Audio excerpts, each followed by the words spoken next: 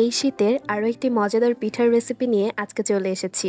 আসসালামু আলাইকুম and welcome to my page Nishu. আজকের ভাপা পুলি বানানোর জন্য প্রথমে এখানে নারকেল আর গুড়ের পুর তৈরি করে নিয়েছি। এবারে চুলা একটি প্যানে ফুটন্ত গরম পানিতে লবণ আর ঘি দিয়ে একটু জাল করে নিয়েছি। পরিমাণ মতো চালের গুঁড়ি দিয়ে দিচ্ছি। পানির সাথে খুব ভালোভাবে মিক্স করে পারফেক্ট কাই তৈরি করে নিতে হবে। এরকম হয়ে এলেই চুলা থেকে নামিয়ে ফেলবো। একটু ঠান্ডা হলে পিঠার কাইকে এভাবে হাত দিয়ে ভালোভাবে মথে নিতে হবে। এবারে পুলি পিঠার রুটি তৈরির জন্য কয়েকটি সমান ভাগে ভাগ করে নিব। এক একটি অংশ নিয়ে ছোট ছোট করে প্রথমে রুটি বেলে নিব। রুটিগুলোকে খুব বেশি পাতলা আবার খুব বেশি মোটাও করা যাবে না। এবারে পুলি পিঠা বানানোর ছাঁচের মধ্যে রুটিটিকে এভাবে দিয়ে দিচ্ছি। আগে থেকে তৈরি করে রাখা নারকেলের পুর এক পাশে এভাবে দিয়ে হাত দিয়ে একটু চেপে দিতে হবে।